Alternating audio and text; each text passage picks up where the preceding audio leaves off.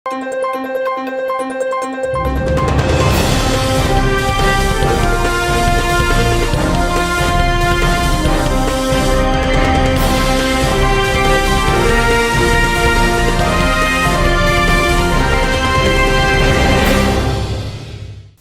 శివాబీ news కు స్వాగతం. నా పేరు శైలజ. ఈనాటి వార్తల్లోని ముఖ్యాంశాలు.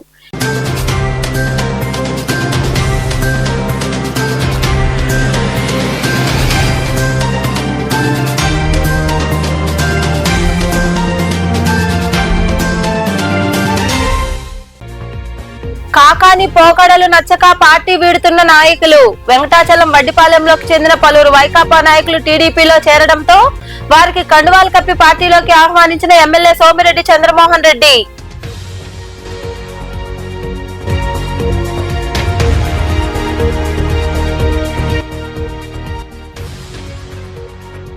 గిరిజనులకు కేటాయించిన మేయర్ స్థానం వారికే చెందాలి. నెల్లూరు నగరపాలక సంస్థ సర్వేసభ్య సమావేశంలో పోడియం పైకెక్కి నిరసన తెలిపిన మాజీ మేయర్ శ్రవంతి. మద్దతు పలికిన వైకాపా కార్పొరేటర్లు.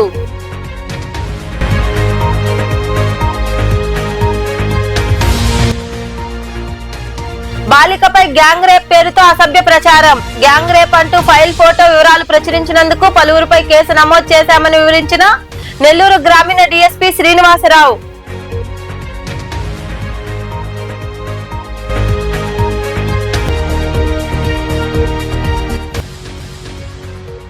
దళిత నాయకులపై అనుచిత వ్యాఖ్యలు, విమర్శలు తగవు. పెళ్లకూరు మండలం చిల్లకూరు గ్రామంలో ఏర్పాటు చేసిన మీడియా సమావేశంలో వైకాపా నేత కామిరెడ్డి సత్యనారాయణ రెడ్డిపై మండిపడ్డ టీడీపీ దళిత నాయకులు బెన్నీ. ప్రజాప్రతినిధులకు సంస్కారం ముఖ్యమని మాజీ మంత్రి కాకాని, ఆయన అనుచరుల భాష పద్ధతులు నచ్చక వైకాపా నుంచి పలువురు నాయకులు టీడీపీలో చేరుతున్నారని సర్వేపల్లి ఎమ్మెల్యే సోమిరెడ్డి చంద్రమోహన్ రెడ్డి తెలిపారు. వెంకటాచలం వడ్డిపాలెంకు చెందిన నాయకులు టీడీపీ తీర్థం పుచ్చుకున్నారు.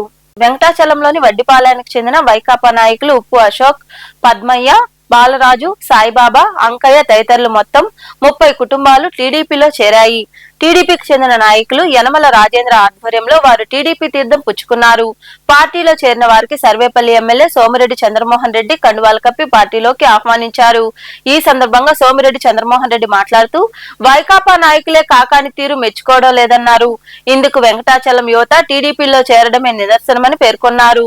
వెంకటాచలం మండలం వడ్డిపాళెం నుంచి ఇడంపల్లి వడ్డిపాళెం నుంచి వెంకటాచలం వడ్డిపాళెం నుంచి 30 కుటుంబాలు, ఉప్పు అశోక్, ఉప్పు పద్మయ్య, తురక బాలరాజు, ఉప్పు దయాకర్, ఉప్పు సాయిబాబా 12వ వార్డు మెంబర్ వీళ్ళందరూ చేరారు. అట్నే ఇడంపల్లి పంచాయతీ కూడా అంకయ్య ప్రసాద్ చేరారు. నేనేమంటానంటే ఒక మాట, రాజకీయాల్లో గెలుపు ఓటములు చూసి నేను భయపడేవాడిని కాదు, ఒక జనం మధ్య బతికేవాడు. కానీ ఎంతోమందితో పోరాడుకున్నాం, ఆనవాళ్ళు మేము పోరాడుకున్నాం. నేదురుమల్లి నలపరెడ్డి, కోట వాకాడు పోరాడుకున్నారు. అదాల్ ప్రభాకర్ రెడ్లు, సివి శేషారెడ్లు వాళ్ళు అపోనెంట్స్గా ఫైట్ చేసుకున్నాం. కానీ ఎవరైనా తల్లిదండ్రుల్ని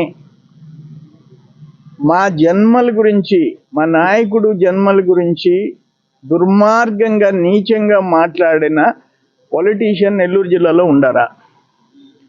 నేను ఒక్కటి వైసీపీలో ఉండే, సర్వేపల్లిలో వైసీపీలో ఉండే, జిల్లాలో వైసీపీలో ఉండే మీ అధ్యక్షుడు భాష ఎంత దుర్మార్గమైన భాష మాట్లాడుతున్నాడు.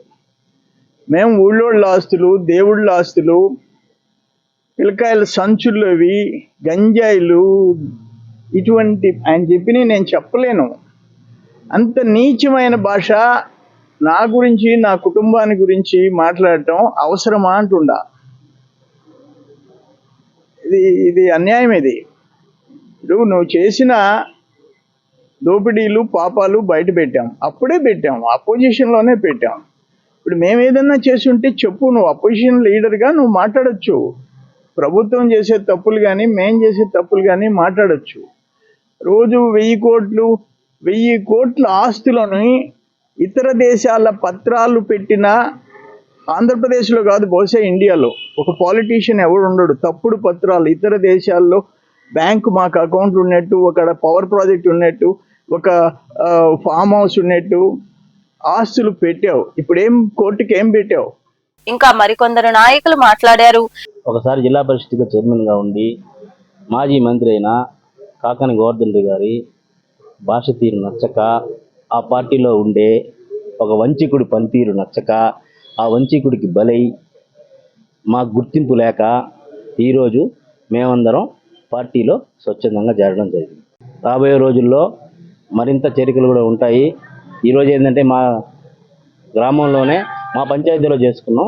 ఇంక మీదట మా వర్క్ అంతా ఏంటంటే మండల వైజ్గా నియోజకవర్గం స్థాయిలో మా వాళ్ళందరినీ పెట్టుకొని మా కమ్యూనిటీ తరఫున మా బంధువులందరినీ కూడా తెలుగుదేశం పార్టీలో చేర్పించేదానికి బాగా కృషి చేసి బాగా కష్టపడతాం. ఈ చేరికలో పార్టీ నాయకులు, కార్యకర్తలు పాల్గొన్నారు. నెల్లూరు నగరపాలక సంస్థ సర్వసభ్య సమావేశం రసాభాసాగా జరిగింది. అభివృద్ధి పనులపై చర్చిస్తున్న సమయంలో మాజీ మేయర్ శ్రవంతి సమావేశ మందిరంలోకి వచ్చి నిరసన వ్యక్తం చేశారు.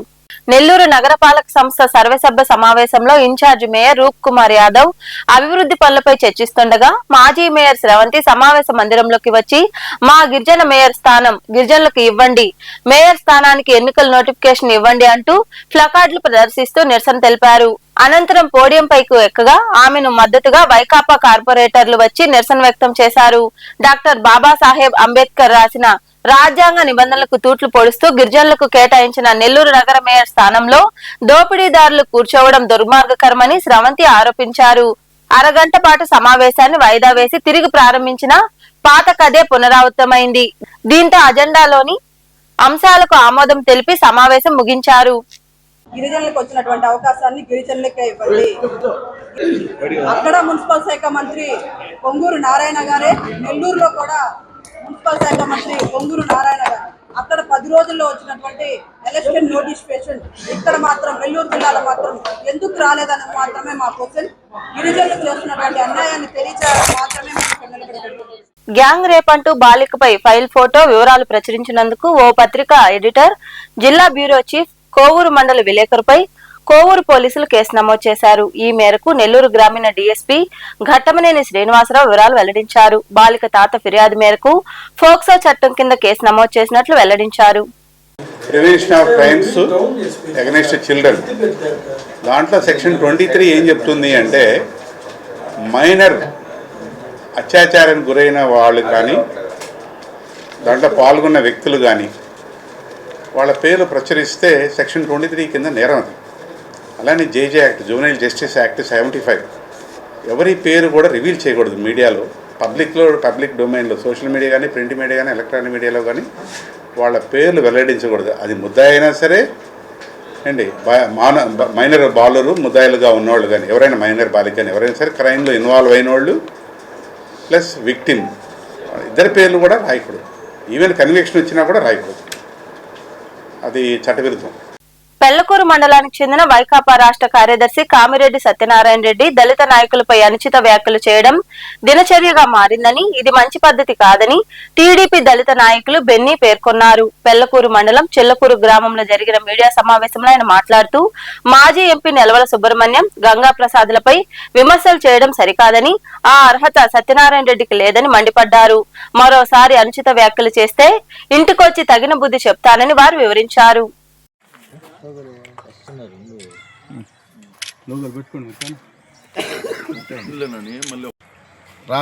వైసీపీ రాష్ట్ర కార్యదర్శి అయినటువంటి సత్యనారాయణ రెడ్డి ఈ చేసేటువంటి దుర్మార్గం పనులకి మేము ఈరోజు గట్టిగా ఆయనకి వార్నింగ్ ఇస్తున్నాం. ఎందుకంటే నీ చరిత్ర, నేను 24 సంవత్సరాలు నీ దగ్గర ఒక దళితుడిగా నీ దగ్గర పనిచేశా. నువ్వు నన్ను ఎన్ని చిత్రహింసలకి చేశావో నాకు తెలుసు.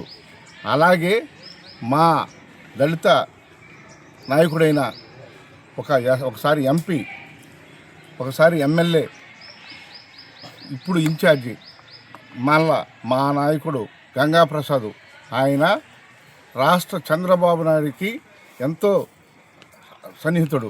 అటువంటి నాయకుడిని మీరు మండలానికి, పంచాయతీకి ఎక్కువ, మండలానికి తక్కువ, అటువంటి నాయకులు మా నాయకుల్ని విమర్శిస్తున్నారంటే ఇది మీకు మంచి పద్ధతి కాదు. కాబట్టి దయచేసి మాట్లాడేటప్పుడు నాలుకని కొంచెం అదుపులో పెట్టుకొని మాట్లాడు. సత్యనారాయణ రెడ్డి అటువంటి వ్యక్తి, అతను ఎవరు రోసనూరు మోహన్ అంట మా చైతన్య కృష్ణారెడ్డి గురించి ఏదేదో తప్పుడు వార్తలు ఇచ్చినాడు. చైతన్య కృష్ణారెడ్డి యజమెంటోడు అనేది మాకు తెలుసు. చెల్లకూరు అర్జున వాళ్ళు గుడి కట్టుకోవాలనుకుంటే ముందుగా వచ్చి చెల్లకూరు అర్జున వాళ్ళు ₹1,00,000 ఇచ్చి గుడి కట్టుకోండి, నేనున్నాను, మీకు ఏం కావాలో చేస్తానన్నటువంటి వ్యక్తి చైతన్య కృష్ణారెడ్డి. అదే సత్యనారాయణ రెడ్డి కాడికి మేము తిరిగితే కాళ్ళు ఎరిగేటట్టు చెప్పులు ఎరిగేటట్టు తిరిగితే గుడి అయిపోయిన తర్వాత ₹1,00,000 కోసం మేము తిరిగితే అందరిని అడిగిన తర్వాత ₹1,00,000 ఇచ్చినాడు. చైతన్య కృష్ణారెడ్డిని గురించి అడిగే అర్హత, ఆ హోదా ఈ మోహన్ అనే వ్యక్తికి లేదు. మోహన్, నీకు మర్యాదగా చెప్తున్నాను, మా నాయకుల గురించి కానీ, మా రాకేష్ రెడ్డి గురించి కానీ, మా నెలవల సుబ్రహ్మణ్యం గురించి కానీ, మా గంగాప్రసాద్ సార్ గురించి కానీ మాట్లాడే అర్హత నీకు లేదు.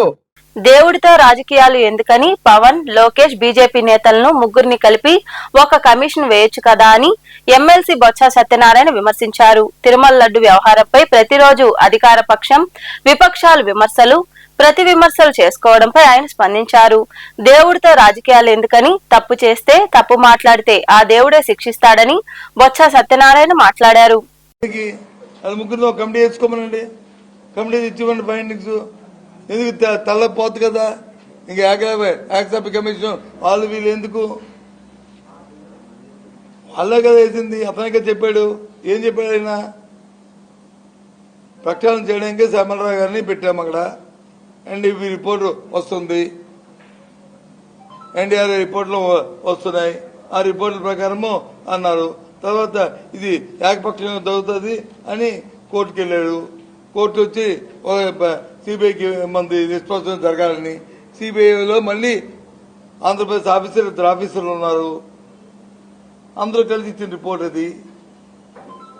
పోయిన రిపోర్ట్లో మీకు అర్థమైన భాష అది, మాకు అర్థమైన భాష ఇది, బహిర్గతం చేసేయండి.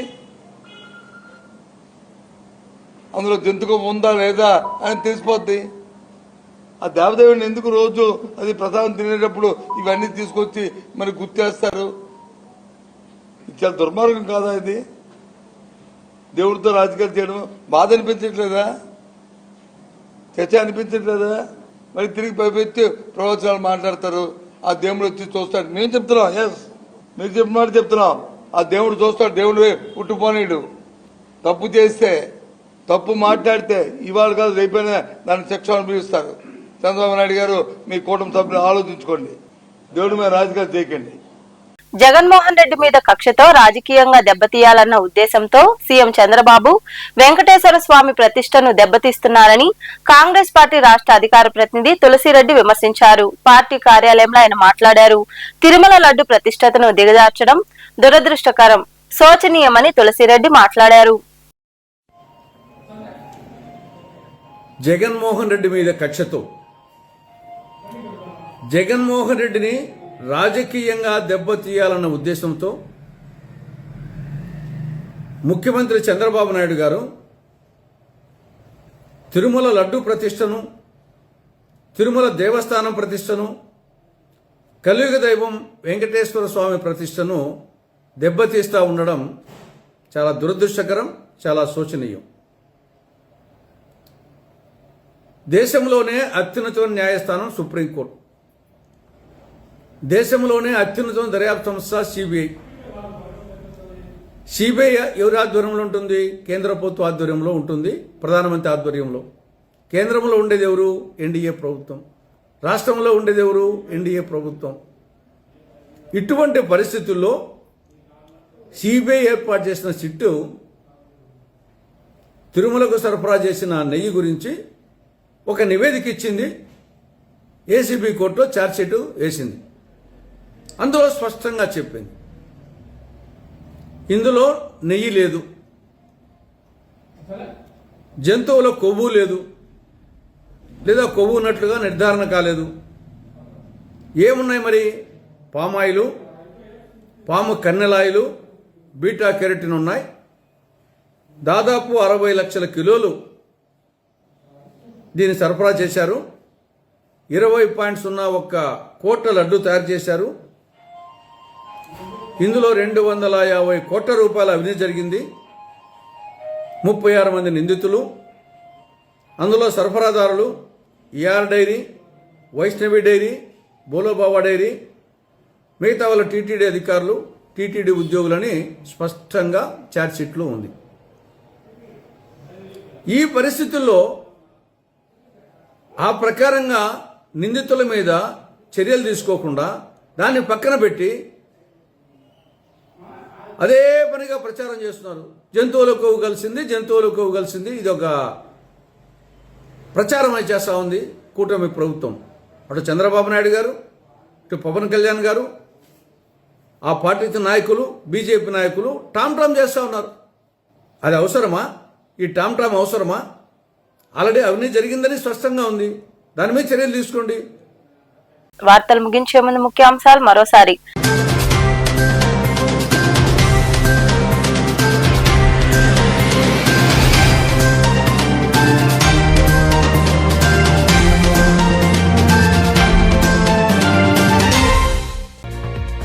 కాకాని పోకడలు నచ్చక పార్టీ వీడుతున్న నాయకులు. వెంకటాచలం వడ్డిపాలెంలోకి చెందిన పలువురు వైకాపా నాయకులు టీడీపీలో చేరడంతో వారికి కండువాలు కప్పి పార్టీలోకి ఆహ్వానించిన ఎమ్మెల్యే సోమిరెడ్డి చంద్రమోహన్ రెడ్డి.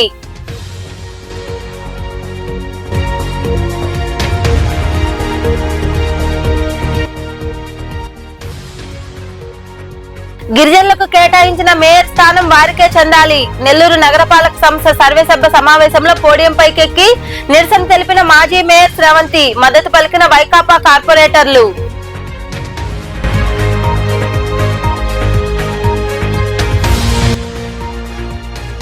బాలికపై గ్యాంగ్ రేప్ పేరుతో అసభ్య ప్రచారం. గ్యాంగ్ రేప్ అంటూ ఫైల్ ఫోటో వివరాలు ప్రచురించినందుకు పలువురిపై కేసు నమోదు చేశామని వివరించిన నెల్లూరు గ్రామీణ డీఎస్పీ శ్రీనివాసరావు.